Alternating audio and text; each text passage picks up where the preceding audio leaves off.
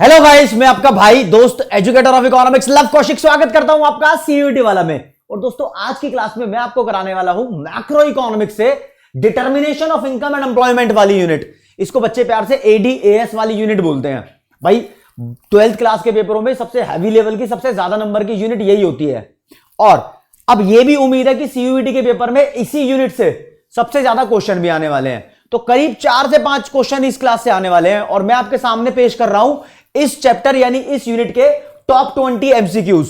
पहले कॉन्सेप्ट कराऊंगा ताकि आपके माइंड के अंदर एक बेस फ्रेम हो जाए, जिसके बेसिस पे आप उन क्वेश्चंस को क्रैक करने की कैपेबिलिटी अपने अंदर डेवलप कर लो, वो बताऊंगा। इससे आपको ना कोऑर्डिनेशन मिल जाएगा, एक तालमेल मिल जाएगा कि आपकी अपनी पोजीशन क्या है और आप सीयूईटी के लिए किस तरीके से प्रिपेयर कर रहे हो, और उसकी जजमेंट भी हो जाएगी क्योंकि आप टॉप 20 में से कितने क्वेश्चन के आंसर दोगे ये आप मुझे कमेंट सेक्शन में बता देना।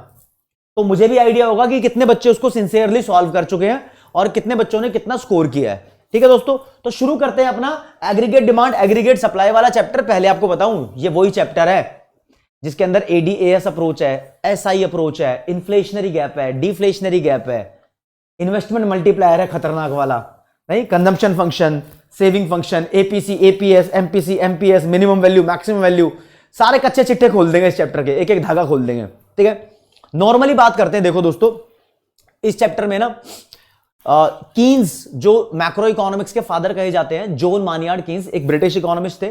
उन्होंने अमेरिका में जो ग्रेट डिप्रेशन आया था 1928 में, उसकी इकोनॉमी की रिकवरी के लिए बहुत सारी पॉलिसीज बनाई और वो पॉलिसीज बहुत सक्सेसफुल हुई।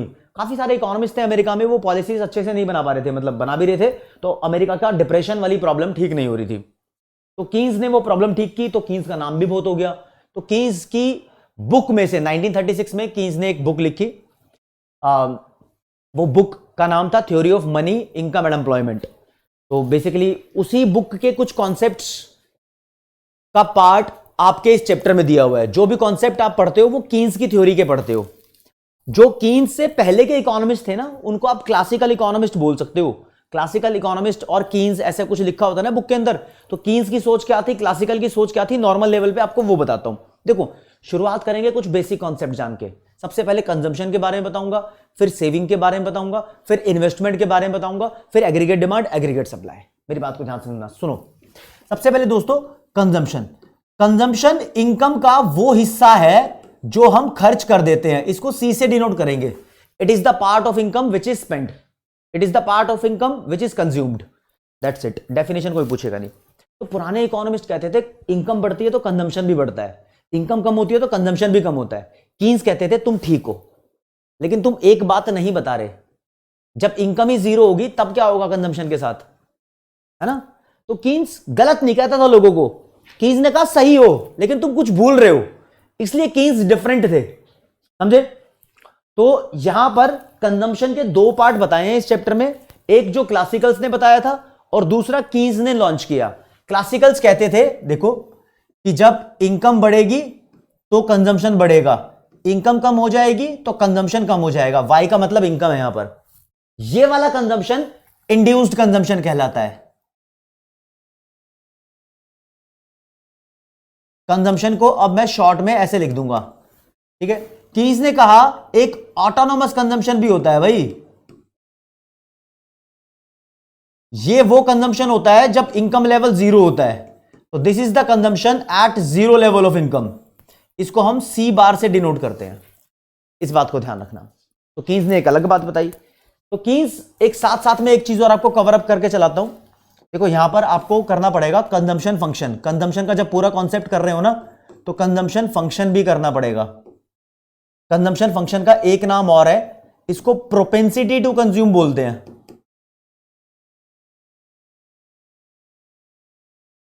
और दोस्तों ये प्रोपेंसिटी टू कंज्यूम 2 तरीके की होती है। एक average propensity to consume, in short में एपीसी लिखना अलाउड है। दूसरी marginal propensity to consume, short में एमपीसी। ये मैथमेटिकल कॉम्बिनेशन है। अगर आपसे कोई पूछे कि कंजम्पशन फंक्शन या फिर प्रोपेंसिटी टू कंज्यूम क्या होता है, तो हम बताएंगे कंजम्पशन और इनकम के बीच का जो भी रिश्ता होता है उस रिश्ते को बोलते हैं कंजम्पशन फंक्शन। तो consumption function is a functional relationship between consumption and income.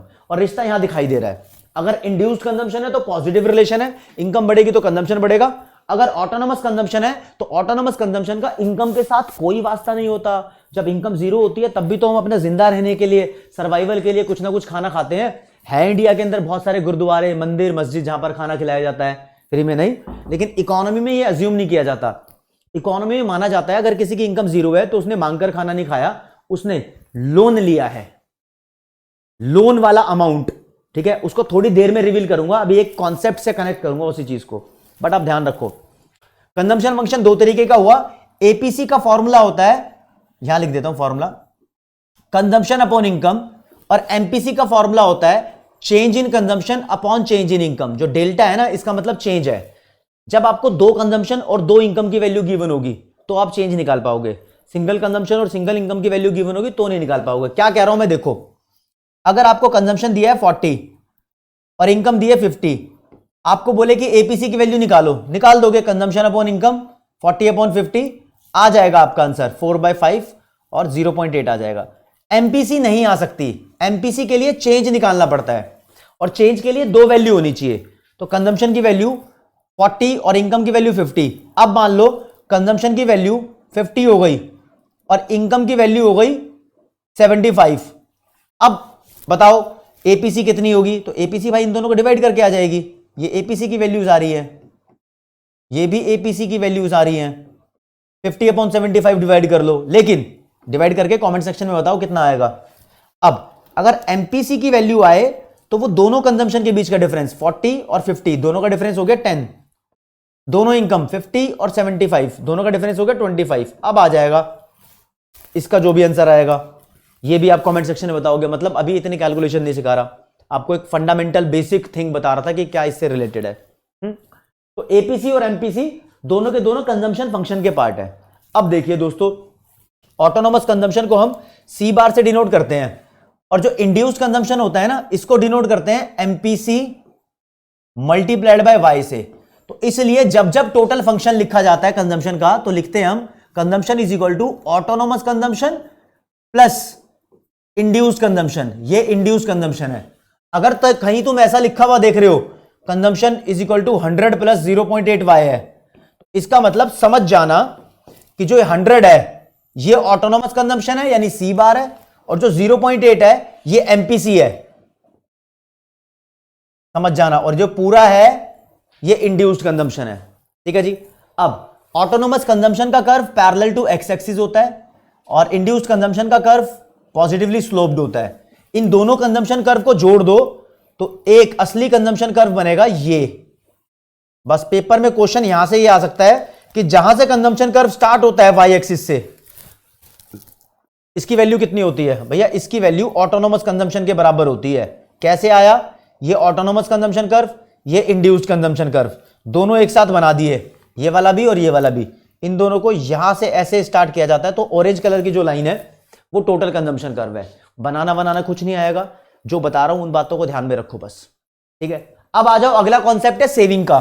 Saving income का वो हिस्सा है जिसको हमने खर्च नहीं किया, इसको एस से डिनोट करते हैं दोस्तों। ये भी दो तरीके की होती है, एक होती है ऑटोनोमस सेविंग और दूसरी होती है इंड्यूस्ड सेविंग। इंड्यूस्ड सेविंग वो सेविंग है जिसका इनकम के साथ पॉजिटिव रिलेशन है। इनकम बढ़ती है तो सेविंग बढ़ेगी, इनकम कम होती है तो सेविंग कम हो जाएगी। लेकिन जब इनकम जीरो होगी तो सेविंग होगी। यहां पर बच्चे कंफ्यूज हो जाएंगे, सर अब कैसे सेविंग हो सकती है? तो मैंने बताया था आपको, कॉन्सेप्ट से रिलेट कराऊंगा। जब इनकम जीरो थी कंजम्पशन तो हुआ था। मान लो इनकम जीरो है, आपने कंजम्पशन कर लिया 50 रुपए का ऑटोनोमस कंजम्पशन। ये पैसे लोन के तौर पर मिले होंगे आपको कहीं से, तो जो लोन के तौर पर मिला है यही आपकी डिस सेविंग्स है। डिस सेविंग्स का मतलब सेविंग की नहीं बल्कि उसकी उल्टी सेविंग, मतलब लोन ले लिया, बचाया तो कुछ था नहीं, खाया पिया कुछ नहीं, गिलास तोड़ा 12 आना है, तो उल्टी सेविंग्स हो गई है। तो जो डिस सेविंग्स है 50, इसको हम ऐसे लिखते हैं -50 की सेविंग हो गई है। यानी अकाउंट में पैसे जमा नहीं कराए, गुल्लक में नहीं डाले पैसे, अभी पहले से कर्जा चढ़ गया। जो जीरो लेवल ऑफ इनकम पे तुम्हारे ऊपर कर्जा है वो सारा डिस सेविंग्स है। तो ऑटोनोमस सेविंग को हम डिस सेविंग्स भी बोलते हैं, इस नाम को कोई भूलेगा नहीं। और इसको डिनोट करते हैं -s के ऊपर बार से, ठीक है जी। इसको मिटा देता हूं, आगे आ जाओ। एक जो चीज मेन आपको यहां देखनी है, जैसे कंजम्पशन फंक्शन था ऐसे सेविंग फंक्शन भी पढ़ना है। और सेविंग फंक्शन का दूसरा नाम है राज्य प्रोपेंसिटी टू सेव। पता है सीयूईटी की तैयारी अलग लेवल पे होती है, बोर्ड की तरह बिल्कुल चीजें एक्सप्लेन करके समझाई नहीं जाती। जिस लेवल पे मैं तुम्हें चीजें दिखा रहा हूं, अगर आप ओवरव्यू भी कर लोगे तो एमसीक्यू सॉल्व करने के काबिल बन जाओगे। ये सेविंग फंक्शन दो तरीके का होता है, एवरेज प्रोपेंसिटी टू सेव और मार्जिनल प्रोपेंसिटी टू सेव। इनका फॉर्मूला भी होता है, मैथमेटिकल कैलकुलेशन है ना, सेविंग को इनकम से डिवाइड कर दो तो ये बन जाएगा, और चेंज इन सेविंग को चेंज इन इनकम से डिवाइड कर दो तो ये बन जाएगा, समझे।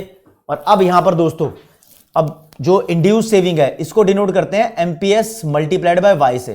तो कभी भी सेविंग फंक्शन की इक्वेशन लिखी जाती है तो ये लिखी जाती है माइनस एस बार यानी autonomous savings plus MPS multiplied by Y, यानी ये इंड्यूस सेविंग है। कहीं आपको लिखा मिला ऐसे -100 प्लस 0.2 वाई, तो समझ जाना 0.2 एमपीएस की वैल्यू है और -100 एस बार यानी ऑटोनोमस सेविंग है।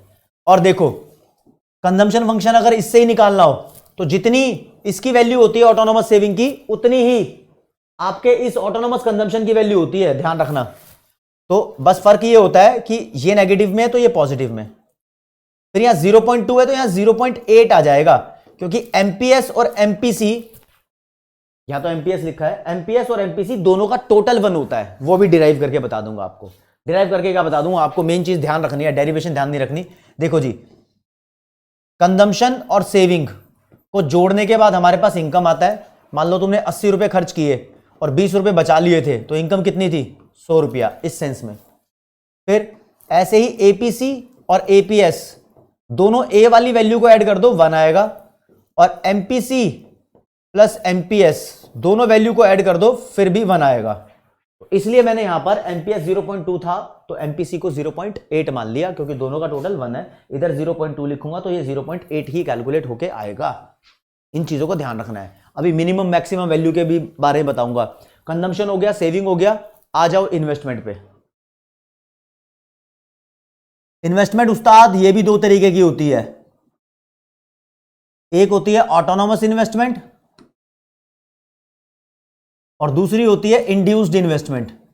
सेम वही कॉन्सेप्ट, इंड्यूस्ड इन्वेस्टमेंट वो इन्वेस्टमेंट होती है जो इनकम के बढ़ने पे बढ़ जाए और इनकम के कम होने पे कम हो जाए। आप कहोगे इनकम 0 थी तो मान लिया कि कुछ ना कुछ कंजम्पशन करना है सर्वाइवल के लिए, जिंदा रहने के लिए, और जो भी उस टाइम कंजम्पशन किया, जितना भी पैसा लोन पे लिया, उसको हमने ऑटोनोमस सेविंग मान लिया। लेकिन यार इनकम 0 है तो इन्वेस्ट कौन करेगा, कौन करता है। देखो इंड्यूस्ड इन्वेस्टमेंट तो समझ गए, इनकम के साथ जिसका पॉजिटिव रिलेशन है। ऑटोनोमस इन्वेस्टमेंट वो इन्वेस्टमेंट होती है जब इनकम 0 हो तब कोई इन्वेस्ट करे।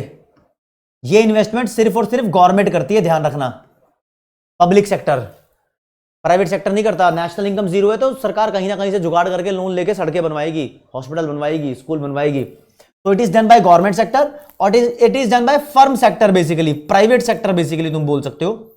इसका प्रॉफिट मोटिव होता है, यानी ये चाहते ही है प्रॉफिट कमाना, इकोनॉमिक मोटिव है।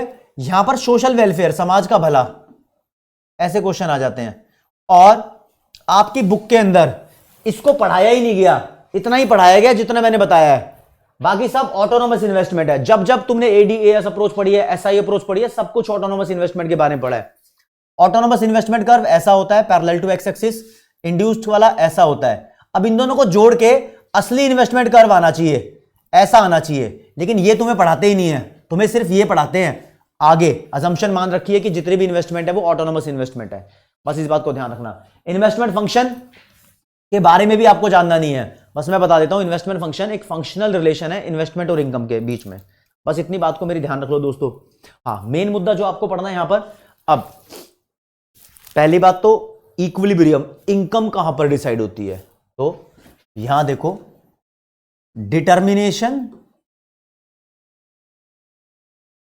Of equilibrium income and output, इसकी हमारे पास दो अप्रोच है, 2 अप्रोचेस।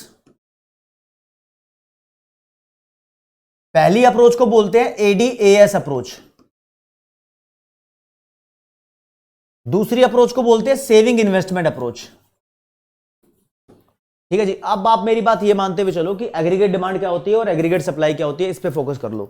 एग्रीगेट डिमांड मतलब एक देश की टोटल डिमांड। एग्रीगेट जो वर्ड है ना, एग्रीगेट का मतलब ही टोटल होता है यार। एग्रीगेट डिमांड मतलब टोटल डिमांड। एक देश के अंदर जितने भी गुड्स एंड सर्विसेज की डिमांड हो रही है, जितने भी लोगों के द्वारा, उसको टोटल कर दो, एग्रीगेट डिमांड आ जाएगी। तो aggregate demand is the sum total of the demand of all goods and services by all the buyers in an economy during a period of time. और एग्रीगेट सप्लाई है एक देश के अंदर जितना भी सामान प्रोड्यूस हो रहा है या जितना भी सप्लाई हो रहा है उन सब की वैल्यू। तो aggregate supply is the sum total of the supply of all goods and services by all the sellers in an economy during a period of time. अब इसके बारे में एक बात आपको ध्यान देने को मिलेगी। देखो, एग्रीगेट डिमांड एक देश का टोटल खर्चा है, इसको एग्रीगेट एक्सपेंडिचर भी बोलते हैं। इसी को नेशनल इनकम वाले चैप्टर में जीडीपी एमपी भी बोलते थे। अगर आपको यह कैलकुलेट करना है तो एग्रीगेट डिमांड आएगा प्राइवेट सेक्टर का खर्चा प्लस फर्म का खर्चा प्लस सरकार का खर्चा प्लस नेट एक्सपोर्ट। सी का मतलब प्राइवेट फाइनल कंजम्पशन एक्सपेंडिचर, ये इन्वेस्टमेंट एक्सपेंडिचर है जिसको ग्रोस कैपिटल फॉर्मेशन भी बोल देते हैं। ये government final consumption expenditure and this is net export. दोस्तों एग्रीगेट डिमांड को हम ऐसे भी लिखते हैं कभी कभी सी प्लस आई प्लस जी। ये तब लिखते हैं जब हम 3 सेक्टर की बात करते हैं। और एग्रीगेट डिमांड को हम ऐसे भी लिखते हैं सी प्लस आई। ये 2 सेक्टर इकोनॉमी के अंदर है और जो 2 सेक्टर इकोनॉमी के अंदर है यही आपके कोर्स में मेनली। ये 3 सेक्टर है, 2 सेक्टर और 3 सेक्टर दोनों को क्लोज्ड इकोनॉमी बोलते हैं और जो 4 सेक्टर है इसको ओपन इकोनॉमी बोलते हैं। ठीक है तो असलियत में एडी का फॉर्मूला यही वाला इन चारों को ऐड करके आता है, लेकिन 3 सेक्टर में ऐसे 2 सेक्टर में ऐसे, आपको 2 सेक्टर वाला ही एडी पढ़ना है। और एग्रीगेट डिमांड कर्व तुम देखोगे तो एग्रीगेट डिमांड कर्व आपको ऐसा मिलेगा सी प्लस आई, ये एग्रीगेट डिमांड कर्व है।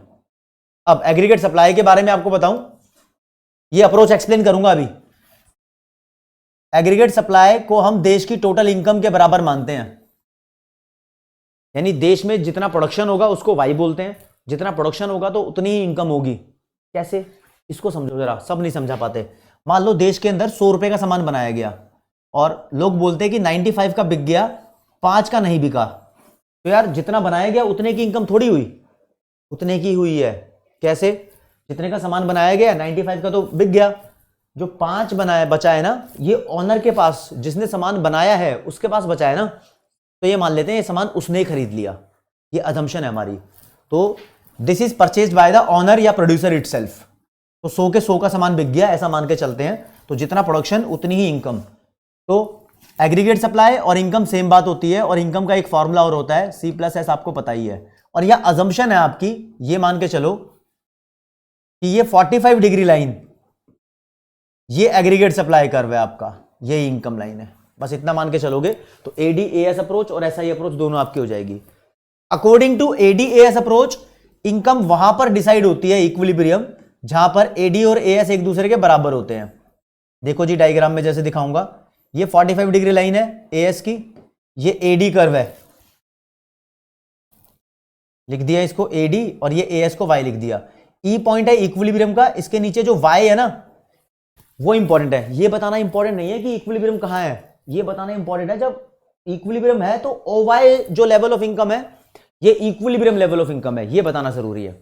और according to saving investment approach ये हमारा सेविंग कर्व नेगेटिव साइड से, ये इन्वेस्टमेंट कर्व, जहां पर इन दोनों ने एक दूसरे को कट किया, ये इक्विलिब्रियम पॉइंट, और इसके नीचे जो भी इनकम का लेवल है ये इक्विलिब्रियम लेवल। ये वाला और ये वाला सेम इक्विलिब्रियम लेवल होता है।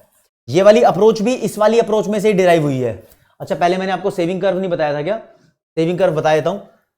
इंड्यूस्ड सेविंग कर्व ऐसा होता है, autonomous saving curve negative side से निकलता है, तो टोटल करने पे proper saving curve negative side से निकलता है। इस बात को ध्यान रखना, ठीक है ना। वाई एक्सिस पे हमेशा हम वो नाम लिखते हैं जिसका कर्व बना रहे हैं, एक्स एक्सिस पे नाम लिखते हैं इनकम एंड आउटपुट, बस इतना ध्यान रखना, ठीक है जी। अब इतना सब ठीक है, लेकिन पेपर में क्वेश्चन आ जाता है यहां पर, बताओ जब एडी एएस के बराबर होता है तब तो इकोनॉमी के अंदर इक्विलिब्रियम होता है, लेकिन एडी एएस से ज्यादा हुआ तो क्या होगा, ये आता है। अगर भैया एडी एएस से ज्यादा हुआ तो डिमांड ज्यादा सप्लाई कम, तो भैया सप्लाई को बढ़ाओ ना, प्रोडक्शन बढ़ेगा, प्रोडक्शन बढ़ेगा, प्रोडक्शन बढ़ेगा तो दुकानों पे जो रखा सामान है इन्वेंट्री है, डिमांड तो ज्यादा ही है, वो बिक्री होगी, तो इन्वेंट्री कम हो जाएगी। तो पेपर में क्वेश्चन आता है कि जब एडी एएस से ज्यादा होगा तो प्रोडक्शन और इन्वेंट्री पे क्या फर्क पड़ेगा, बस इतना ध्यान रख लेना, ठीक है। और एक और क्वेश्चन अगर आ गया, मानो कि एडी एएस से कम है, यानी प्रोडक्शन ज्यादा है और डिमांड कम है, तो भाई ऐसे में प्रोडक्शन को ज्यादा होने की जरूरत नहीं है, लोग नहीं खरीद रहे तो प्रोडक्शन कम करो ना।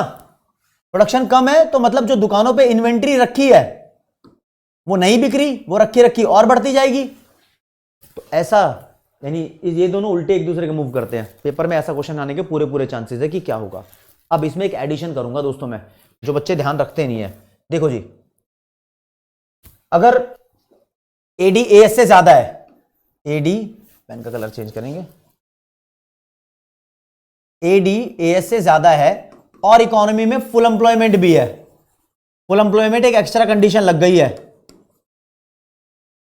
तो क्या होगा भैया, एडी एएस से ज्यादा है तो एएस को बढ़ाने की जरूरत है, प्रोडक्शन बढ़ाओ ना, लेकिन फुल एम्प्लॉयमेंट है, मतलब जितने लोग नौकरी कर सकते थे सबको नौकरी मिल गई है, रिसोर्स पूरे इस्तेमाल हो गए हैं इकोनॉमी के, प्रोडक्शन बढ़ाने का स्कोप नहीं है, तो ऐसे में प्रोडक्शन नहीं बढ़ सकता, बढ़ ही नहीं सकता। तो ये डिफरेंट सिचुएशन है, इस सिचुएशन को बोलते हैं एक्सेस डिमांड या फिर इन्फ्लेशनरी गैप।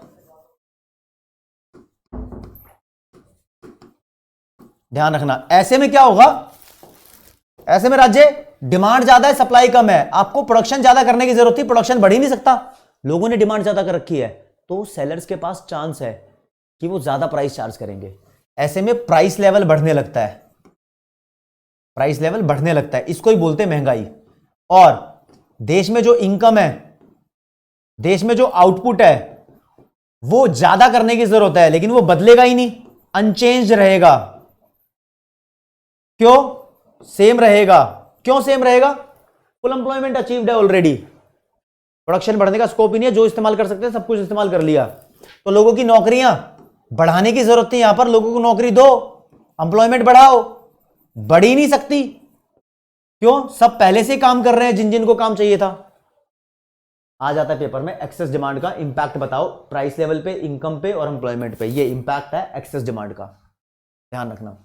अब इसके अपोजिट, अगर इकोनॉमी के अंदर एडीएएस से कम हुई तो आपको पता है प्रोडक्शन कम करने की जरूरत है, लेकिन साथ में एट फुल एम्प्लॉयमेंट भी रहा, full employment level in the economy. तो यार ये जो लाइन लिखी है ना, ये ऊपर वाली लाइन से डिफरेंट है, ये अलग है, ये फुल एम्प्लॉयमेंट अगर जुड़ गया तो इसको बोलेंगे डेफिशिएंट डिमांड, डिमांड कम है, डेफिशिएंट का मतलब कम, या फिर इसको बोलेंगे डिफ्लेशनरी गैप।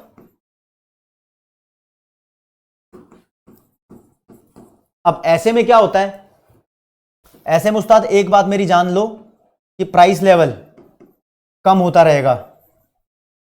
क्यों, सप्लाई बहुत ज्यादा है, लोग खरीदना नहीं चाह रहे, डिमांड कम है, प्राइस लेवल विल फॉल, और देश के अंदर इनकम आउटपुट वो भी फॉल होगा, प्रोडक्शन की जरूरत ही नहीं है, लोग सामान ही नहीं खरीद रहे, लोग सामान नहीं खरीद रहे तो लोगों को नौकरी से निकाल देंगे, प्रोड्यूसर कहेंगे जरूरत ही नहीं यार, लोग सामान तो खरीद नहीं रहे, तो एम्प्लॉयमेंट कम हो जाएगी,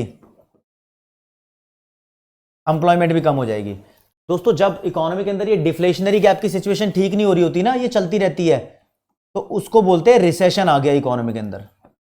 और जब ये रिसेशन भी ना ठीक हो, 6 महीने तक चलता रहे, तो बोलते हैं डिप्रेशन आ गया इकोनॉमी के अंदर। ये डिप्रेशन आ गया था अमेरिका में 1928 में, ध्यान रखना। तो डिफ्लेशनरी गैप तो बहुत बुरा है, लोगों की नौकरियां चली जाती है, इन्फ्लेशन से भी बुरा है डिफ्लेशन, इस बात को ध्यान रखना। पेपर में क्वेश्चन आ जाता है कि इन्फ्लेशनरी गैप और डिफ्लेशनरी गैप को ठीक कैसे करें, तो यहां पर मेजर्स है हमारे पास, measures to correct inflationary gap and deflationary gap. दो तरीके के मेजर्स हैं, एक मॉनेटरी मेजर्स और दूसरे हैं फिस्कल मेजर्स।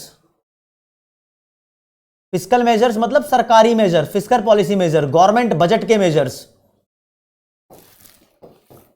ये बेसिकली दो ही होते हैं, एक टैक्स रेट सरकार चेंज कर सकती है, दूसरा गवर्नमेंट एक्सपेंडिचर, एक और इसके अंदर है पब्लिक डेट, लेकिन उसको छोड़ो बाद में देखते हैं। ये दो चीजें बदल के सरकार ठीक कर सकती है एक्सेस डिमांड और डेफिशिएंट डिमांड को। कैसे, अगर इसको ठीक करना है ना डेफिशिएंट डिमांड को, तो ये डिमांड बढ़वानी पड़ेगी, और अगर एक्सेस डिमांड ठीक करना है तो डिमांड का लेवल कम करवाना पड़ेगा। सरकार डिमांड को छेड़ के ठीक कर सकती है, क्योंकि डिमांड ऑलरेडी ज्यादा है यार भाई, उसको सप्लाई के बराबर लाओ, प्रॉब्लम ठीक करनी है तो देखो जी, डायग्राम की जरूरत नहीं है यहां पर, आओ। और मॉनेटरी मेजर को दो पार्ट में डिवाइड किया हुआ है, एक होते हैं क्वांटिटेटिव मॉनेटरी मेजर्स और दूसरे होते हैं क्वालिटेटिव मॉनेटरी मेजर। क्वांटिटेटिव में आपके ये आ गए CRR, SLR, LRR, bank rate, repo rate, reverse repo rate, open market operations. Money and banking वाले जो टॉप 20 क्वेश्चन कराते हैं उनमें इन सबका मीनिंग बहुत अच्छे से बताया हुआ है, प्लीज उस वीडियो को जरूर देखना। क्वालिटेटिव में आपका आ जाता है मार्जिन रिक्वायरमेंट, मोरल सुएशन, बस यही करने हैं आपको। काफी सारी बुक में क्रेडिट राशनिंग लिखा हुआ है, डेफिसिट फाइनेंसिंग लिखा हुआ है, वो आपके मतलब की चीज नहीं है, उसको दूर करो। सेलेक्टिव क्रेडिट कंट्रोल जैसी लैंग्वेज लिखी हुई है, जितना आपके कोर्स में करने की जरूरत है उतने के बारे में बता रहा हूं। अब देखो एक ट्रिक बताता हूं आपको मैं, अगर इन्फ्लेशनरी गैप ठीक करना हो ये वाला, तो हमें इसको करेक्ट करने के लिए डिमांड को बढ़वाना पड़ता है। मॉनेटरी मेजर में ना मनी सप्लाई बढ़ा दो तो डिमांड बढ़ जाएगी। मनी सप्लाई कैसे बढ़ती है, किसी भी चीज को कम कर दो तुम, CRR को, SLR को, LRR को, बैंक रेट को, रेपो रेट को, किसी को भी कम कर दो, उससे मनी सप्लाई बढ़ जाएगी, उससे एग्रीगेट डिमांड बढ़ जाएगी। एग्रीगेट डिमांड बढ़ी तो इन्फ्लेशनरी गैप ठीक हो गया। MCQ कैसे कैसे आ सकते हैं कि मनी सप्लाई बढ़ाने का कोई तरीका बताओ, ऑप्शन में होगा इनमें से कोई, इंक्रीज डिक्रीज, या एग्रीगेट डिमांड बढ़ाने का मैंने यहां पर MCQ दिया हुआ है, एग्रीगेट डिमांड कैसे बढ़ सकती है, तो किसी भी चीज को डिक्रीज कर दो एग्रीगेट डिमांड बढ़ जाएगी। लेकिन जो गवर्नमेंट के मेजर हैं, ये तो मॉनेटरी मेजर है ना, टैक्स रेट गवर्नमेंट को कम करनी पड़ेगी ताकि लोगों के पास पैसा ज्यादा बचे और एग्रीगेट डिमांड सीधी बढ़ जाए, या फिर सरकार को अपना खर्चा बढ़ाना पड़ेगा, है ना। और अगर दोस्तों आप डेफिशिएंट डिमांड ठीक करना चाहते हो ना, इसको करेक्ट करना है, तो हमें डिमांड कम है ना, उसको बढ़वाना पड़ेगा। बढ़ेगी कैसे, मनी सप्लाई को बढ़वाओ। मनी सप्लाई कैसे बढ़ेगी, CRR, SLR, LRR, किसी भी चीज को कम कर दो, मनी सप्लाई बढ़ जाएगी।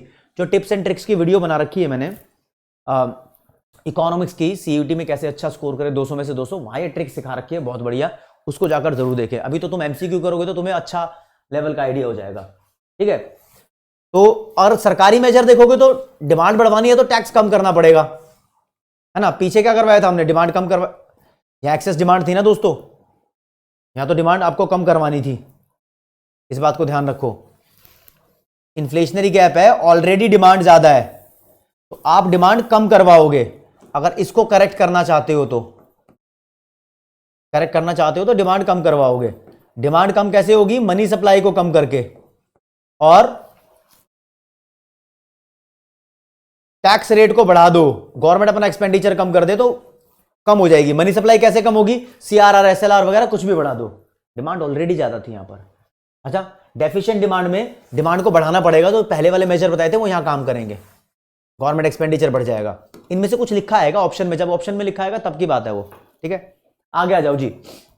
अब बीच में ये क्विज कराऊंगा, क्विज कराने से पहले एक बारी मैं तुम्हें एक छोटा सा कॉन्सेप्ट साथ में कराना चाहता हूं, इन्वेस्टमेंट मल्टीप्लायर का। भैया इन्वेस्टमेंट मल्टीप्लायर को K से डिनोट करते हैं।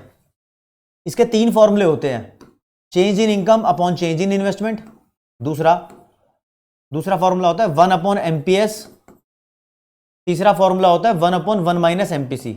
अगर पेपर में क्वेश्चन आए MPC के साथ मल्टीप्लायर का कैसा रिश्ता है, पॉजिटिव रिलेशन है, MPS के साथ मल्टीप्लायर का कैसा रिलेशन है, नेगेटिव रिलेशन है। मल्टीप्लायर की मिनिमम वैल्यू 1 होती है, मैक्सिमम वैल्यू इंफिनिटी होती है, इस बात को ना भूल जाना, ठीक है। अब करते हैं MCQ, अब कमांड आएगी तो कुछ कॉन्सेप्ट MCQ साथ भी कवर करेंगे। चलो जी, पहला क्वेश्चन आपके सामने मुश्किल वाला पेश कर दिया है, लिखा है विच of the following statement accurately describe the consumption function. Consumption function कौन सी स्टेटमेंट डिस्क्राइब कर रही है, तो भाई मुश्किल लाइन है तो देख लो।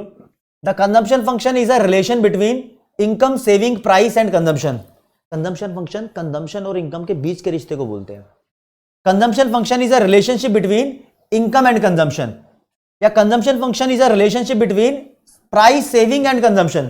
प्राइस सेविंग का कोई लेन देन नहीं है यहां पर, जो इनकम और कंजम्पशन के बीच का रिश्ता होता है उसको ही कंजम्पशन फंक्शन बोलते हैं। यहीं इसको ठीक कर देंगे, कहानी खत्म, ठीक है।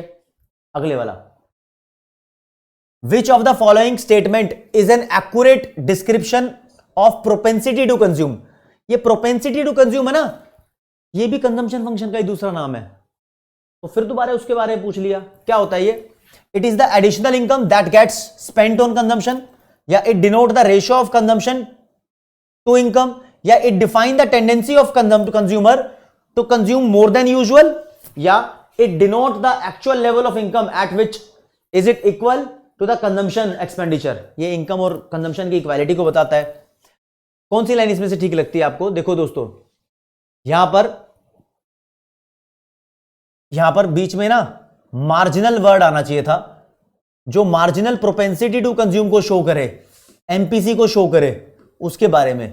तो वो पहली लाइन शो कर रही है एडिशनल इनकम मतलब डेल्टा वाई, और एडिशनल कंजम्पशन जो इसके ऊपर स्पेंड हो रहा है मतलब डेल्टा सी। ठीक है, तो डेल्टा सी और डेल्टा वाई का रिश्ता एमपीसी होता है। ऑप्शन नंबर 1 के साथ जाएंगे, इसको ठीक कर लेना। आपको एक बीच में फैक्ट बताता हूं, कभी कभी ऐसा होता है ना कि आपकी इनकम 100 रुपए है, आपने 100 के 100 रुपए खर्च कर दिए और सेविंग 0 की है। तो जब ये वो सिचुएशन है जहां पर इनकम और कंजम्पशन बराबर है दोस्तों, इस सिचुएशन को ब्रेक इवन पॉइंट बोलते हैं। और यहां पर सेविंग 0 है, तो सेविंग 0 को भी ब्रेक इवन पॉइंट बोलते हैं। इतना ध्यान रखना। एक नया पॉइंट, अगला, which of the following statement is the correct description of propensity to save? Actually marginal propensity to save की बात करो। यहां पर एमपीएस की करेक्ट स्टेटमेंट कौन सी है? तो it is the additional income that does not get saved. Additional income जो सेव नहीं की गई, सेव तो की गई है भाई। It denote the ratio of savings to income, saving और इनकम की रेशियो, ये एपीएस होता है। It denote the actual level of income which is equal to the saving, income और सेविंग जहां पर इक्वल है वो है, या नन ऑफ द अबव। देखो दोस्तों, यहां पर अगर एम लगाओ ना तो डेल्टा एस और डेल्टा वाई की रेशियो, और पीछे अगर मैं देखूं ऑप्शन में क्या लिखा था, it is the additional income that gets spent on consumption. यहां पर आप बात कर सकते हो एमपीसी की, और it is the additional income that get not saved लिखा है, नॉट सेव्ड। अगर सेव्ड लिखा होता तो एमपीएस होता ही है। यहां पर सेविंग अपॉन इनकम, ये सिर्फ एपीएस की डिस्क्रिप्शन है। अगर एमपीएस होता तो change in saving upon change in income होता, तो हमें एमपीएस बताना था। यानी यहां पर मैं वर्ड डाल देता हूं भाई, क्वेश्चन ही ऐसा करना था। यहां पर थोड़ी सी कोई दिक्कत नहीं है, तो चौथे ऑप्शन के साथ जाएंगे, कोई भी ठीक नहीं है ऊपर। अजीब लेवल के क्वेश्चन हो गए ना थोड़े से, आगे बढ़ो। ठीक है, लिखा हुआ है विच of the following statement about the consumption curve is correct. Consumption curve के बारे में कौन सी स्टेटमेंट करेक्ट है? पहले देख लो कंजम्पशन कर्व होता कैसा है। ऐसा होता है जी, ये इतना हिस्सा ऑटोनोमस कंजम्पशन। तो consumption curve lies above the 45 degree line at the break even point. Break even point पे कंजम्पशन कर्व 45 डिग्री लाइन से ऊपर होता है। देखो जी, ये इनकम है 45 डिग्री, और ये कंजम्पशन कर्व है, मान लो एडी की तरह दिखाई दे रहा है, लेकिन इक्विलिब्रियम नहीं है। ये ब्रेक इवन पॉइंट है जहां पर इनकम और कंजम्पशन इक्वल है। ब्रेक इवन पॉइंट पे दोनों एक दूसरे के इक्वल है, कोई अबव लाइन नहीं कर रहा, खत्म कहानी। लाइज बिलो, नहीं, सेम लाइन थी, lies below the consumption curve intersect about 45 degree line at break even point. Intersect करता है, बिल्कुल बात ठीक है, ये ठीक है, इसके साथ जाएंगे। ब्रेक इवन पॉइंट पे ये दोनों कर्व एक दूसरे को कट करते हैं। ठीक है, अगले पे आ जाओ। विच of the following statement is not true in case of unemployment equilibrium, under employment equilibrium? देखो बताया नहीं था, डेफिशिएंट डिमांड की सिचुएशन पे अंडर एम्प्लॉयमेंट इक्विलिब्रियम होता है, इतना ध्यान रखो। तो उसके बारे में देखो, अंडर एम्प्लॉयमेंट उस सिचुएशन को बोला है जहां पर इकोनॉमी के अंदर सब लोगों को काम नहीं मिलता जो भी काम करना चाहते हैं, या फिर लैंग्वेज बदल के बोला है, वो सिचुएशन को अंडर एम्प्लॉयमेंट बोलते हैं जहां पर रिसोर्सेज पूरे तरीके से यूटिलाइज नहीं है। ये कीन्स की लैंग्वेज है। और इक्विलिब्रियम वो सिचुएशन जहां पर एडी और एएस बराबर है। यानी अंडर एम्प्लॉयमेंट इक्विलिब्रियम वो सिचुएशन जहां पर रिसोर्स पूरे इस्तेमाल नहीं हुए, लेकिन एडी एएस एक दूसरे के बराबर है। देखो कौन सी लाइन बोल रही है, the aggregate supply is equal to aggregate demand. हाँ, ये तो इक्विलिब्रियम है, ठीक है, लेकिन अंडर एम्प्लॉयमेंट इक्विलिब्रियम पूछा है। The resource are fully utilised, ये फुल एम्प्लॉयमेंट है। The resource are not fully utilised in efficient manner, यानी यहां पर बोल रहा है कि ये जो लाइन है ये अंडर एम्प्लॉयमेंट की बात कर रही है। ठीक है, there is an existence of excessive production capacity in the economy. ये कह रहा है कि there is an existence of excessive production capacity, यानी इकोनॉमी के अंदर अभी प्रोडक्शन कैपेसिटी बची हुई है, तुम और प्रोड्यूस कर सकते हो, and you are enjoying the level of equilibrium. ठीक है, तो दोस्तों हम इस लाइन को यहां पर ठीक करेंगे, ध्यान देना जरा।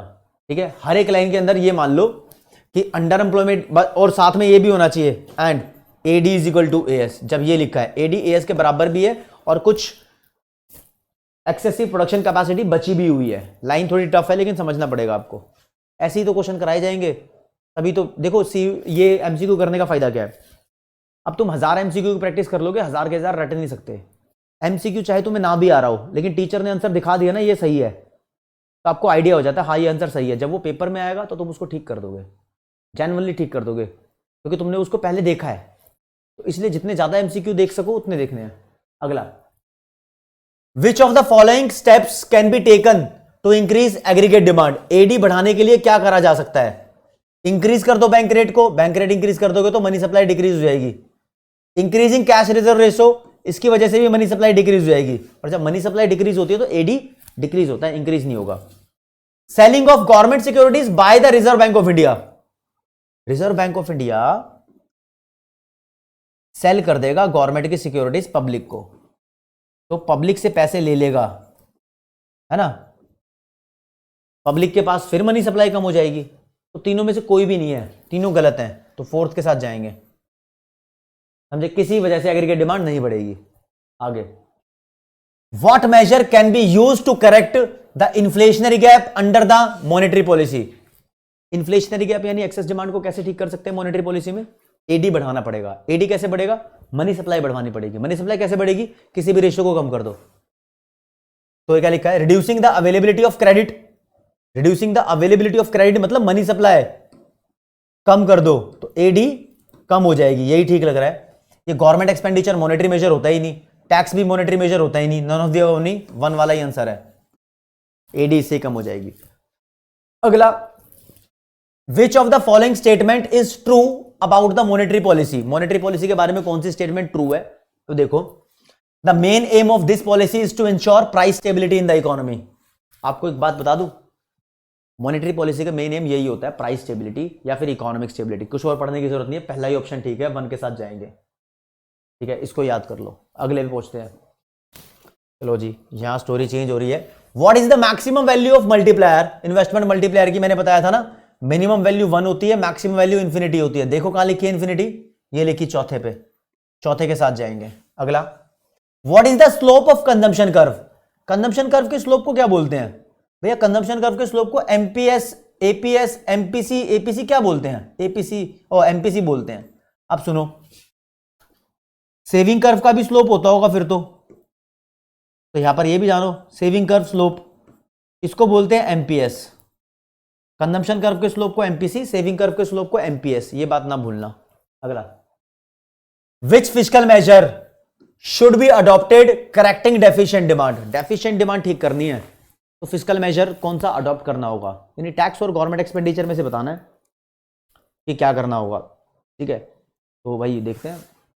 लिखा है government should spend more than public works, more on public works, यानी गवर्नमेंट को अपना खर्चा बढ़ाना होगा। गवर्नमेंट खर्चा बढ़ा देगी तो देश का टोटल खर्चा है नहीं, एग्रीगेट डिमांड बढ़ जाएगी। Tax should be reduced, tax अगर कम हो गए तो भी डिमांड बढ़ जाएगी, तो दोनों ठीक है भाई।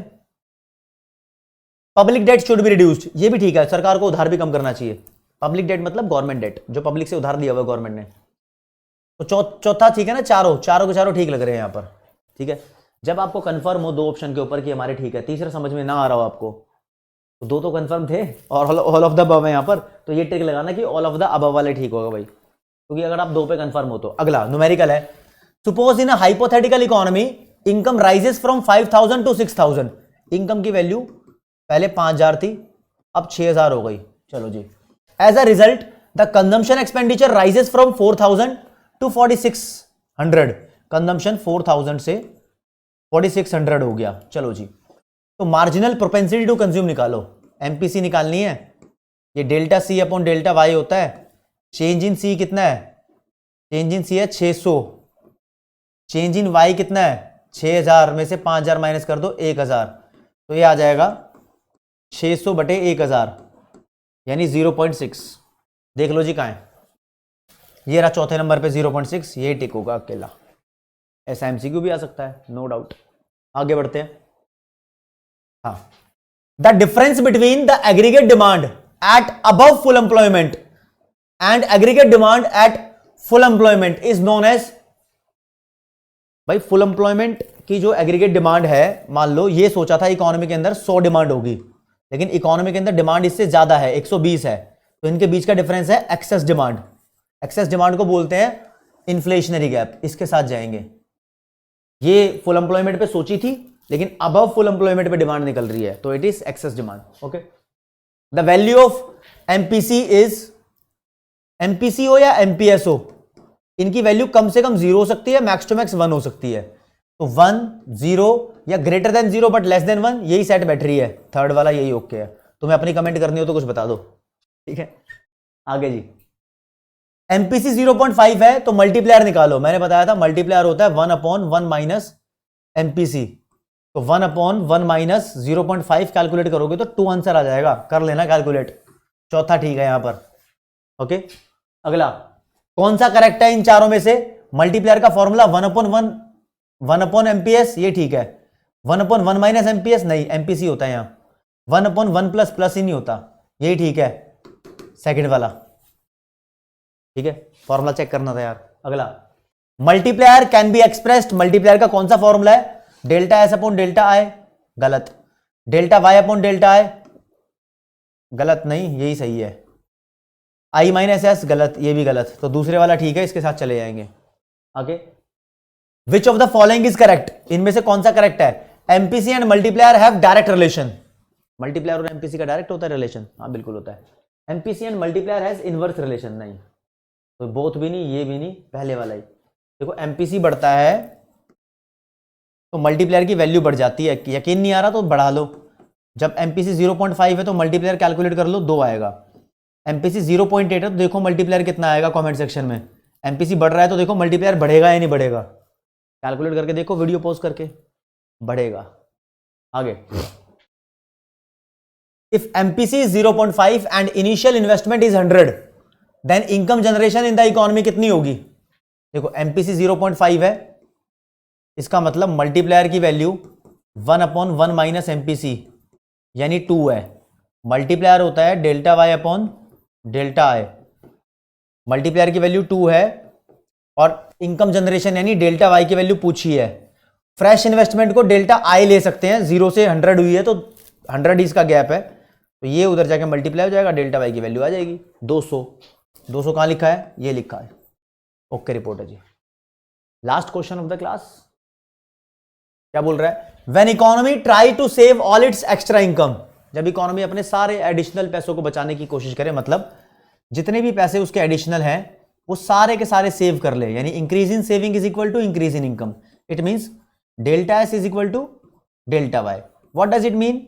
इट मींस दैट एमपीएस जिसका फॉर्मूला होता है delta S upon delta Y, ये दोनों एक दूसरे के बराबर है तो आंसर 1 आएगा। ठीक है, तो अगर सारे पैसे बचाने की कोशिश करें तो मल्टीप्लायर की वैल्यू क्या होगी? एमपीएस तो 1 आएगा और मल्टीप्लायर क्या होता है? 1/, एमपीएस यानी 1/1 यानी आंसर 1। मल्टीप्लायर 1 होता है, ढूंढ लो कहां है, ये राजी। जो बच्चे क्वेश्चन सॉल्व कर रहे होंगे तो कमेंट सेक्शन में अपना स्कोर बताएंगे, और कोई भी दिक्कत डाउट परेशानी है वो भी बता दो कमेंट सेक्शन में, मैं उसको भी सॉल्व करा दूंगा। तो आज की क्लास में दोस्तों इतना ही। जय हिंद, जय भारत, नमस्कार, धन्यवाद।